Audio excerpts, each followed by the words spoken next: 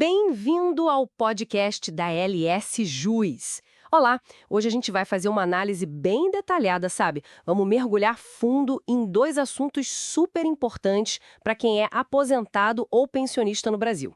Um é a famosa rescisão da vida toda. O outro, que também preocupa muito, é a questão dos descontos indevidos nos benefícios. A gente está se baseando aqui nos trechos de um guia, um material bem completo, que explica como está a situação jurídica da revisão agora e também dá umas dicas práticas. Então, nossa missão aqui hoje é, tipo assim, destrinchar o que está acontecendo com essa revisão da vida toda lá no Supremo, no STF, e também, claro, alertar sobre esses descontos que podem estar aparecendo sem explicação e diminuindo a renda do pessoal. Vamos entender isso melhor? Para começar, vamos situar todo mundo. O que é exatamente essa tal de revisão da vida toda? Basicamente é uma tese jurídica, né? A ideia é que o cálculo da aposentadoria possa usar todas as contribuições que a pessoa fez. Todas mesmo. Inclusive aquelas mais antigas, de antes de julho de 1994, quando veio o Plano Real. Exatamente. E a lógica por trás disso é que, para algumas pessoas, os salários naquela época, antes do real, eram proporcionalmente maiores, né? Então, incluir essas contribuições no cálculo poderia aumentar o valor final da aposentadoria. Não para todo mundo, claro, mas para uma parcela significativa. Entendi. E onde que a coisa complicou lá no STF? O guia que a gente está usando fala muito sobre a questão do processo, né? Sim, esse é um ponto central e bem polêmico, digamos. O material que a gente consultou aponta uma falha processual que é considerada grave. O que aconteceu foi o seguinte: o julgamento da revisão foi levado para o plenário virtual do STF. Até aí, ok. Só que, segundo as fontes, havia um pedido de destaque feito pelo ministro Alexandre de Moraes. Ah, o pedido de destaque. Isso levaria o caso para o plenário físico, certo? Para ter debate, sustentação oral. Exato, com debate ao vivo, mais aprofundado. E, de acordo com as normas internas do próprio STF, esse tipo de pedido deveria ter, suspendido o julgamento virtual na hora.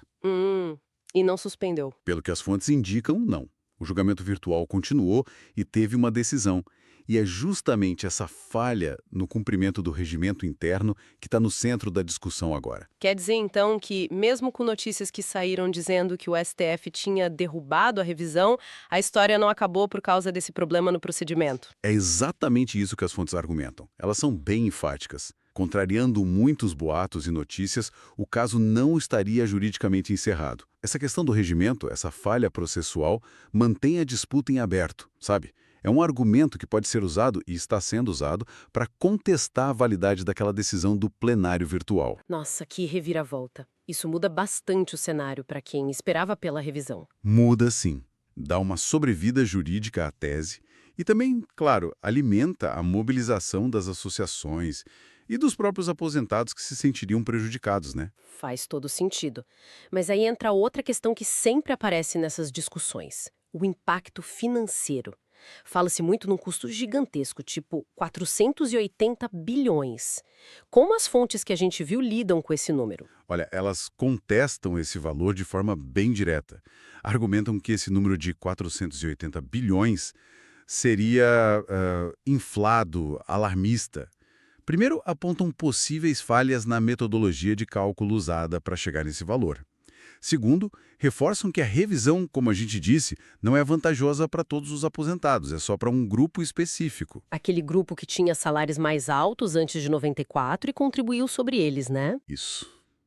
Então, o universo de pessoas que realmente se beneficiariam e o impacto real nos cofres públicos seria bem menor do que esses 480 bilhões de reais. A sugestão do material é que essa cifra enorme talvez sirva mais a uma narrativa política para criar resistência à revisão do que a um debate fiscal técnico e honesto. Entendi. É uma perspectiva diferente sobre o impacto fiscal. Importante ter isso em mente.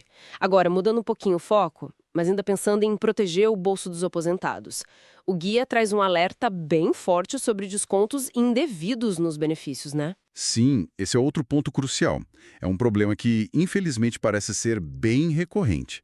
As fontes alertam para débitos que simplesmente aparecem no extrato do benefício sem que a pessoa tenha autorizado de forma clara. Que tipo de débito? São vários tipos.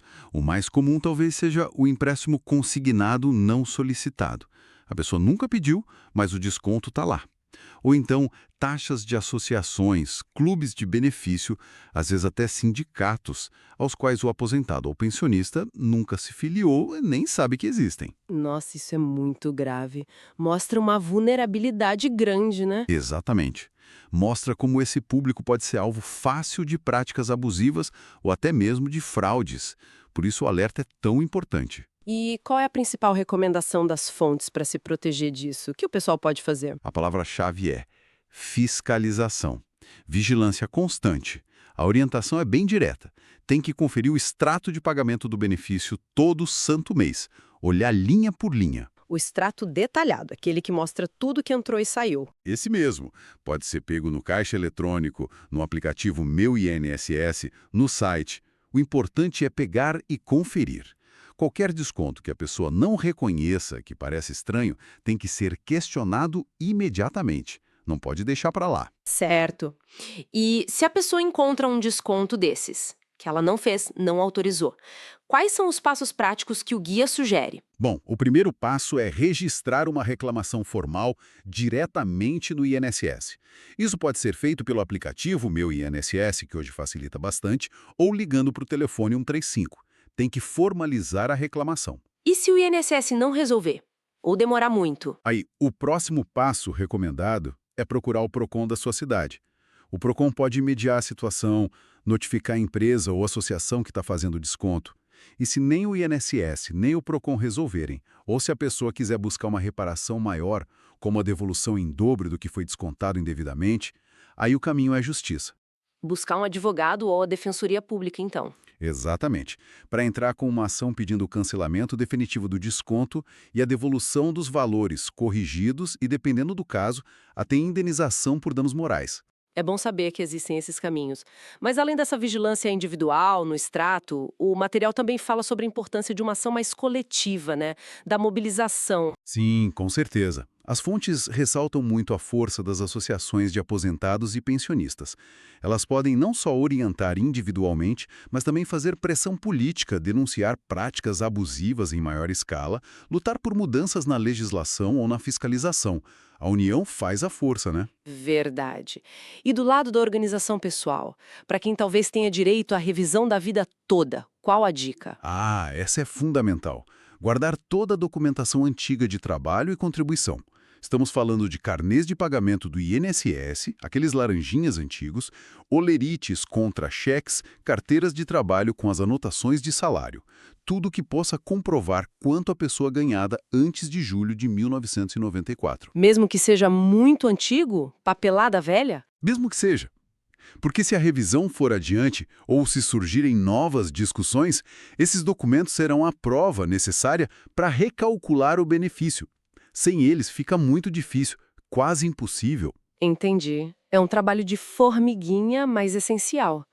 Sabe, essa necessidade de guardar papéis antigos por décadas e a própria questão do procedimento lá no STF que a gente comentou, isso tudo levanta uma questão maior, né? Sobre a segurança jurídica e a atenção do sistema com os direitos do pessoal. Levanta sem dúvida. O material que a gente analisou sugere, nas entrelinhas, que é preciso uma vigilância constante, não só dos cidadãos individualmente, mas das entidades civis, da OAB, do próprio Ministério Público, sobre como as instituições, incluindo o STF, aplicam suas próprias regras, especialmente em casos que têm um impacto social tão grande como a revisão da vida toda. Garantir o devido processo legal, a transparência, é fundamental, ainda mais quando se trata dos direitos de pessoas idosas, que dedicaram a vida inteira contribuindo para a Previdência. Perfeito. Então, para a gente tentar amarrar tudo isso que a gente conversou, a revisão da vida toda é uma batalha jurídica que, ao contrário do que pode parecer, ainda não terminou. A questão do procedimento no STF é um ponto-chave que mantém a disputa acesa. Ao mesmo tempo, existe esse problema real e urgente dos descontos indevidos nos benefícios, que exige atenção constante dos aposentados e pensionistas. Exato. A mensagem principal que fica desses materiais é: informação e vigilância são as melhores ferramentas. Seja para entender a complexidade da revisão, seja para proteger o benefício de descontos irregulares. E para a gente fechar, fica talvez uma reflexão, né? Sim, para além dos detalhes jurídicos e financeiros, o que a forma como esses dois processos são conduzidos, tanto a revisão lá nas altas cortes, quanto a fiscalização desses descontos no dia a dia, realmente nos diz sobre o compromisso do nosso sistema com a segurança jurídica e mais, com a dignidade e o respeito por quem contribuiu a vida inteira esperando uma aposentadoria justa e segura. É algo para a gente pensar. Com certeza. Uma reflexão muito importante. Bom, chegamos ao fim da nossa análise de hoje. Espero que essa conversa tenha ajudado a clarear um pouco esses temas tão complexos. Esperamos que sim. A gente agradece a sua companhia e te convida a continuar acompanhando os próximos conteúdos aqui da LS Jus. Até a próxima! Até a próxima!